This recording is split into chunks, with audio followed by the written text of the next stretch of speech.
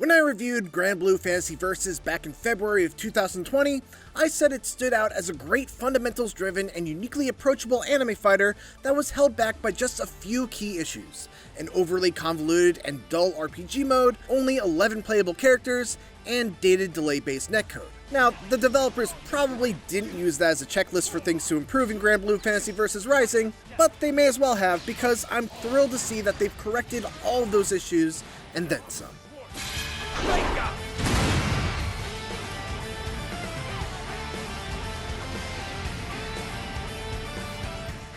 Let's run down all of the new stuff and improvements.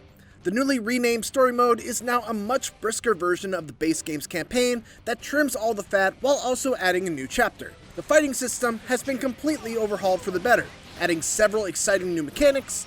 There's better learning tools, rollback netcode, and even a Granblue themed Fall Guys-esque mode included in the online lobby. It all amounts to one of the most feature-packed definitive edition style upgrades to a fighting game I've ever seen, and is a fantastic re-entry point into the grand world of Granblue Fantasy Versus.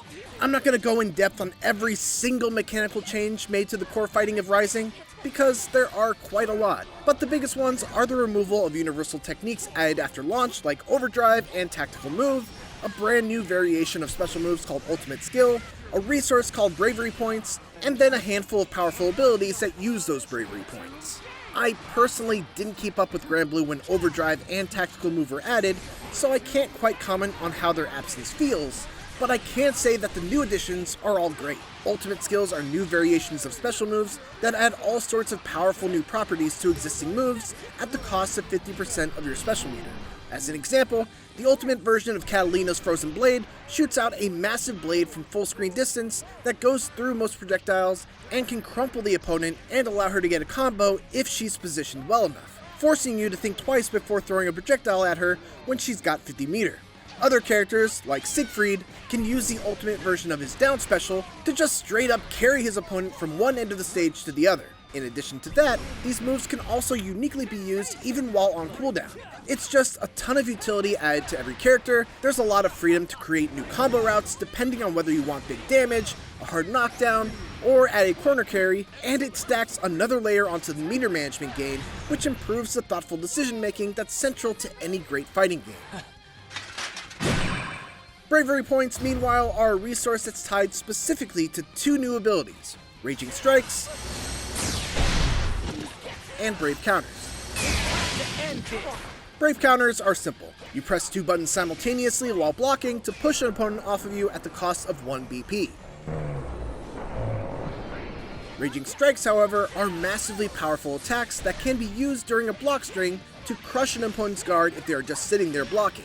That allows you to follow up with a Raging Chain attack, which in turn enables you to convert that hit into a full combo, even though the opponent blocked the attack. Not only that, but Raging Strike can also be used to continue combos off of far-reaching attacks that wouldn't typically be comboable.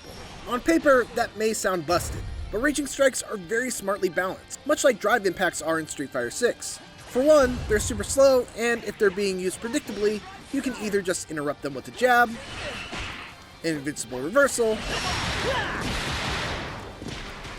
or use a spot dodge that causes a cool looking slowdown effect, giving you plenty of time to do a big punish. The other important wrinkle in all of this is that Bravery Points also dramatically increase your defense if you bank them. So every point you spend means you'll take more damage from your enemy going forward. So you really have to make sure that you're using these points to seal out rounds as opposed to using them haphazardly, or you might experience something like this.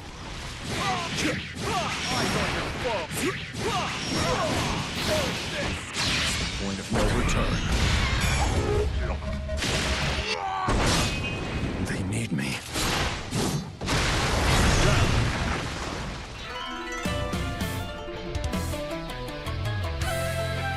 Pretty much everything else is what I remember from playing Granblue back in 2020, which is to say, it's a uniquely beginner-friendly fighting game thanks to features like auto combos, easy one-button special move inputs, which also no longer incur added skill cooldown penalties, and a very measured pace to the action that's far more akin to Street Fighter than most other ArcSys anime games.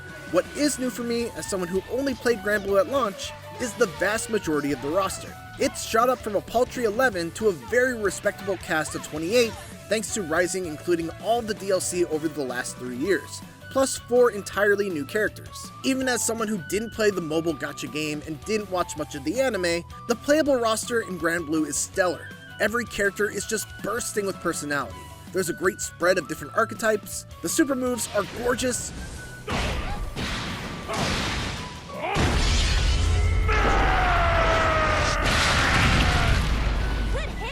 there's a ton of fun and unique intro exchanges between characters when a match begins. So flirts like you make me a bit uncomfortable.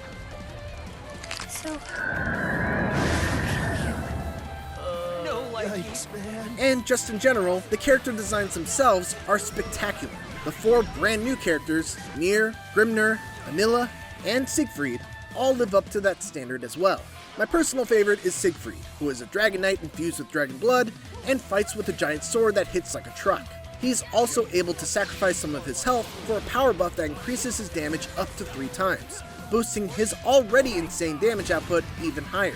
Both Nier and Grimner are pretty technical characters, with Nier being a puppet character that relies on the position of both herself and her puppet, and Grimner being an extremely mobile character who can place down sigils that he can dash through, making for some absolutely wild and flashy looking combos and setups.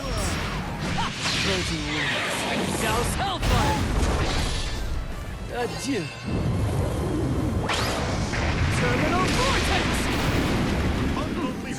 Rounding out the newcomers is Anila, who is much more straightforward, but still packs her own uniquely quirky charm by fighting with a spear that's bigger than she is, along with an army of sheep that she sends careening into her opponents. The new characters are at the forefront of Rising's new story mode chapter, which thankfully removes all the extraneous RPG systems, weapon collecting, and so on. Instead, now you just earn skills that you can equip to your character for some temporary boost or buff. Not that I ever really needed it, it's still ridiculously easy, with even the late game bosses barely putting up any sort of fight. The fighting is secondary to the story though, and as far as the story goes, it's fine. There are definitely some funny moments, mostly involving the Luane trio. 3 of us went for a boom boom in the B room and got jumped by some dupe troop, remember? But the overarching plot is largely uninteresting and didn't quite have that big satisfying payoff that I was hoping for, given the build up to the final few chapters. Ultimately, it's an improvement over the vanilla Granblue's RPG mode, but mostly just because it's much faster and less arduous to get through it. It took me just about 2 or 3 hours to beat the new chapter, which felt like the exact amount of time that I wanted to spend with it. Rising improves just about every other area of Granblue Fantasy Versus as well.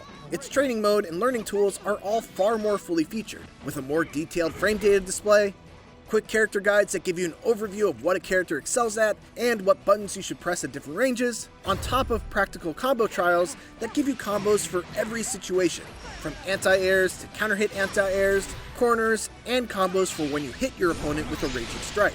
I never felt like I needed to search elsewhere to get a baseline level of competency with a new character, which is how a modern fighting game should be.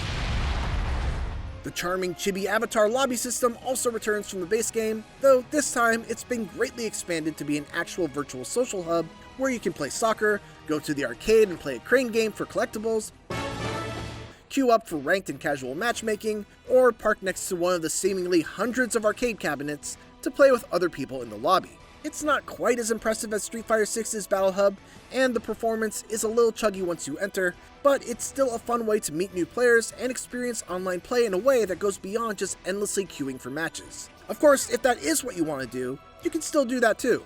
You don't have to engage in the lobby at all if you don't want to. The best thing though is the addition of rollback netcode, which at this point should virtually be a requirement for fighting games going forward.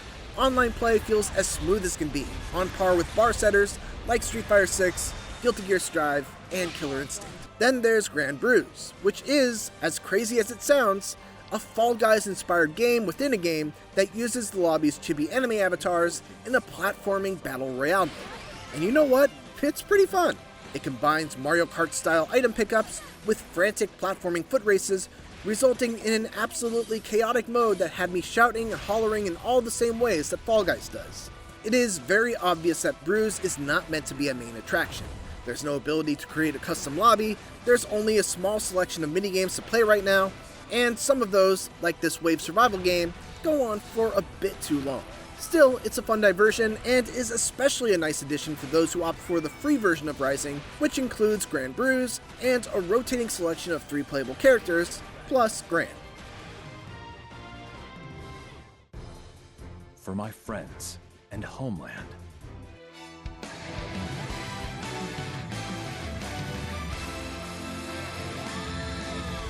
Granblue Fantasy Versus Rising is more than just a simple version up of the original game. It systematically addresses virtually every issue I had with it at launch in 2020, including replacing the dated, delay-based netcode with excellent rollback, filling out the initially small roster of 11 to a fantastic collection of 28 highly unique and varied characters, and adding a number of quality of life improvements like better training tools, character-specific tutorials, and more. Even in a crowded year of excellent fighting games, Granblue Fantasy Versus Rising stands out as one of the best.